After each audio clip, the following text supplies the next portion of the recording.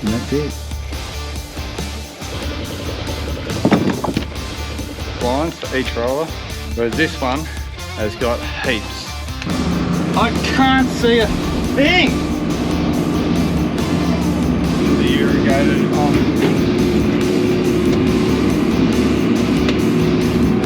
Whoa! Good afternoon, everybody.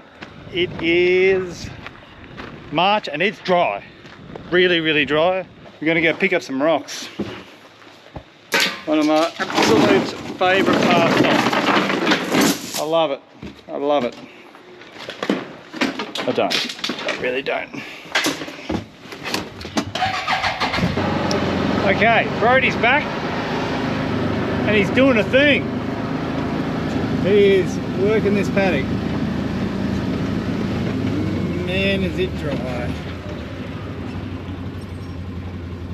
So he's working this. It was only annual ryegrass. It's done its dash now, and I want to try and put rape in here. I better move. He is cruising.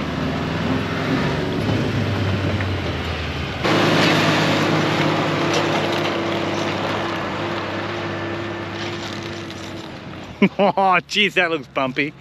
Brody weighs all of about 40 kilos, so he would be getting thrown around. Whew. But yeah, it's just an absolute dust bowl.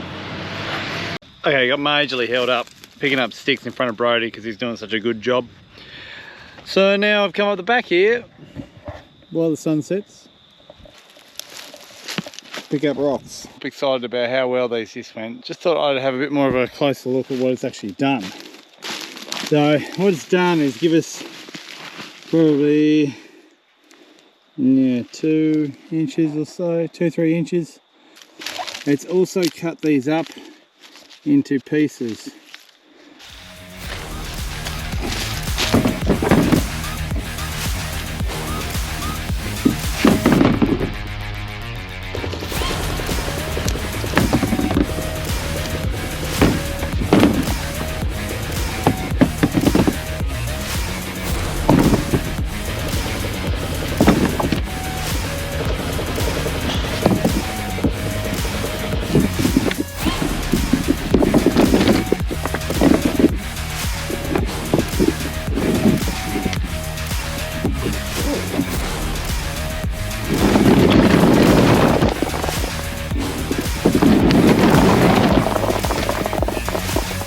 Okay, that'll do. We will catch up with ourselves in the morning when we might be drilling. Might be the afternoon. Won't make any guarantees. It'll be when it'll be. How's that sound? Afternoon, everybody. Rocks are done. Well, sort of done. Today we're going to get drilling. I'll quickly just go through what we use and how we set it up and get it going, because it's 4 o'clock and I don't want to be doing it all night. Sure, it'll take us a few hours. So yeah, anyway, here is the drill. It's a power harrow, leveling board, packer roller with a Greendrill mounted on the back. It's a 200 litre capacity. So we can fit roughly 2 bags of grass seed in. One thing that we've got to do is calibrate it. You see the birds have had their way with it a bit. We'll plug in some cords, and because we need to make sure that we put on, we're working on around 30 kilos of grass seed and clover mix, which I'll go to now. Bamberg. We're using Forefront, Array, Storm and Wecker. So a couple of clovers. Forefront, which is obviously a perennial rye, that's a tetraploid. It's a very leafy, upright growth. And Array is diploid and sort of has a finer leaf and it's more flattened to the ground. To be honest, I probably prefer more diploids than tetraploids in our conditions. They tend to hang on better when the going gets tough. It's in dry or pugging or just general abuse. So having 35%, it's at least it's something. Probably prefer it the other way around, 50 to 35 diploid to tetraploid.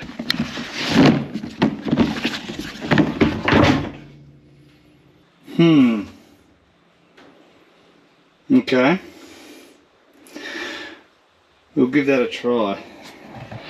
We've got rollers in there that I must have used with the pasture, which only goes on at 6 kilos, whereas I'm trying to get this on at about 30 kilos. Now when calibrating, I've worked out early days that if you put a whole bag in and then try and calibrate, it's bad news. If you've got to pull that roller out to adjust it, all the seed comes out. So just put enough in there just to calibrate. So 1-2 kilos, that'll be enough. It's always moderately satisfying if you can do this.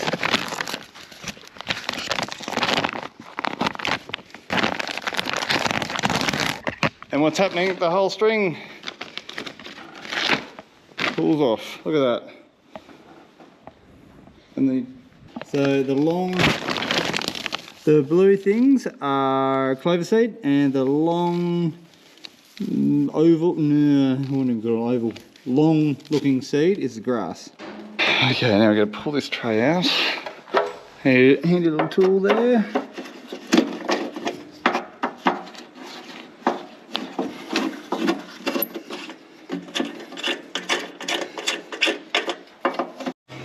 Those pods are out.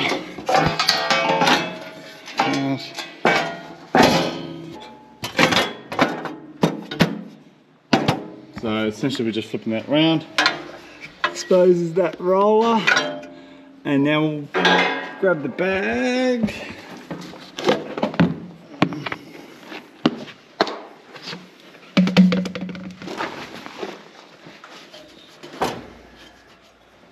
Right, now it's as simple as just going in here. Yep, here you go, that. Calibrate screen, no. Calibrate test. Okay, so the working width is okay. Tractor speed, oh, she's dusty. We'll give it an example of that. Kilos, this is where it changes. We want to put that up to, okay. Do it for 1 minute. Okay. And that's it. Whoa. Whoa. That's gone for a minute. We'll now put it into this. We have 83 grams, 81. Right. Now the computer wants to know how much it was, and it wasn't that much.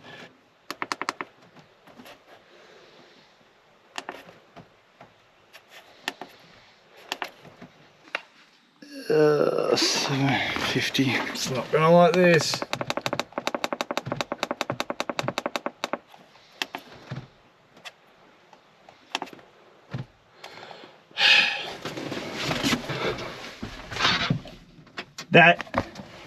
That is an issue. If I was to go, so that's 93% that the wheel is spinning. So if I speed up to 8K, it's going to be beyond 100%, and it's not going to be able to keep up.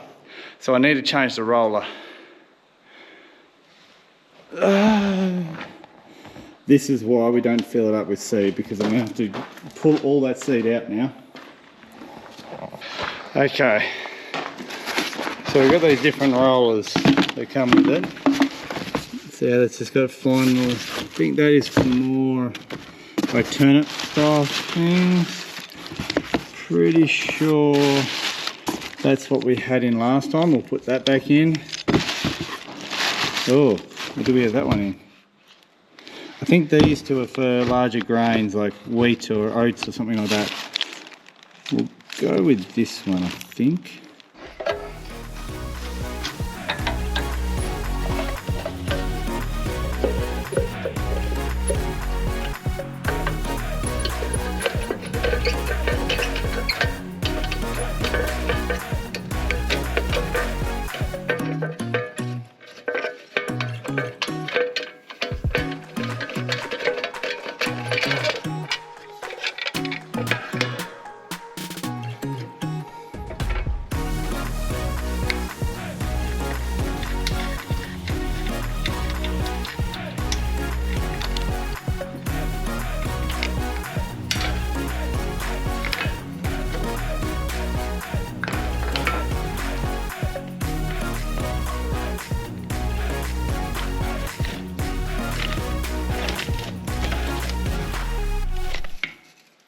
Okay, see how this has only got one piece on those splines for each roller, whereas this one has got heaps. So we'll put this in.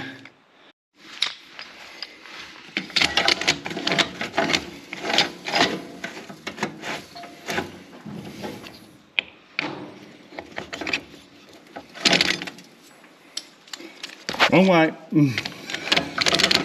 I knew that. Just making sure everyone was watching. Make sure.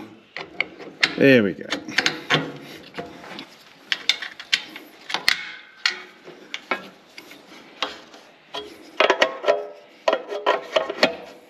Now exactly what we did before. Repeat again. And again. And again. 919, so 0.92. I think that's going to be close enough.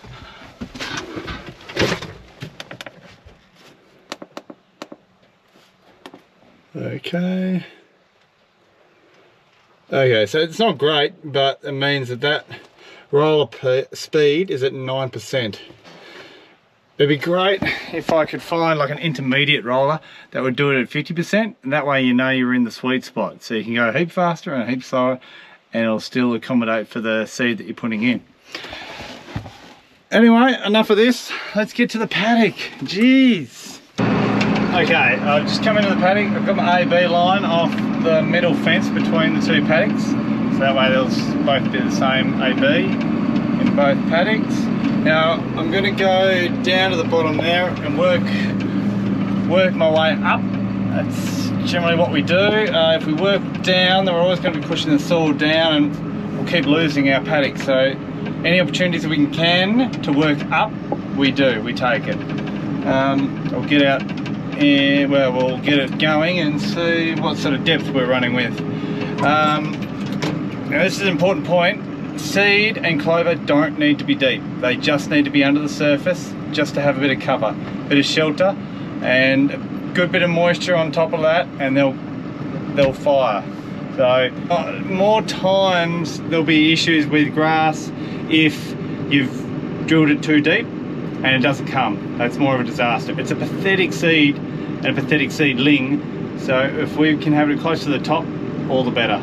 But we do have to get the moisture up to it. Other like bigger grains like wheat, oats, barley, they can go at depth because they're a lot bigger, plumper seed. We've got a lot more energy to get up and going, whereas grass, is pathetic. We are drilling. Problem is, I can't see a thing. I can see a bit behind it, and that looks pretty good. I've got no idea what's happening there. Have a look next time down. Road.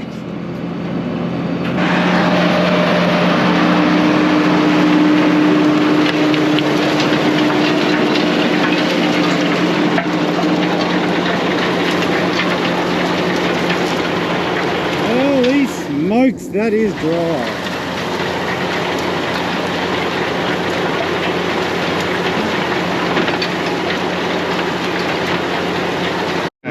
So we got the GPS going, and sort of OB. That there, flashing away, is actually a camera in the bin, or the hopper, whatever you want to call it. So I can check and see how much grass is there. When I can start seeing the roller, then I know it's panic stations, and I need to fill it up. Handy little tool that. And obviously here's the screen. The screen is actually connected to the GPS, so it picks up the speed. So it says it's doing 6.1 kilometers, and then adjusts. So essentially it's a variable rate. It will change speeds as I change speed with the roller. Yeah, it's an absolute dust bowl. I hope we can irrigate it enough to get it up and going. I'll get Brody up in a minute and he can start rolling too.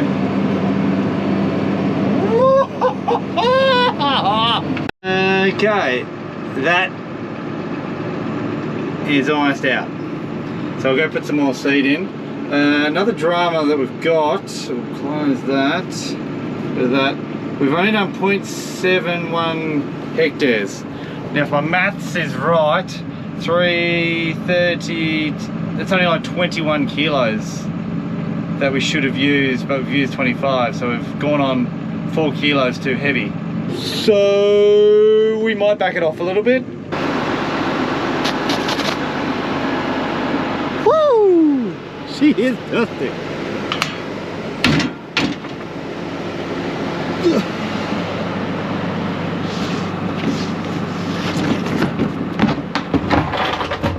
See?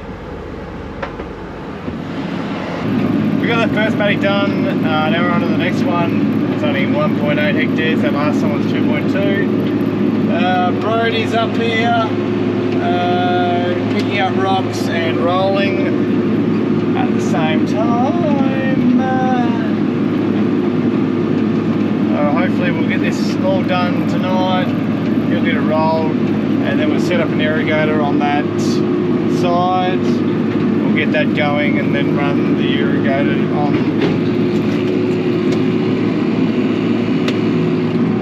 Whoa! Found a pebble.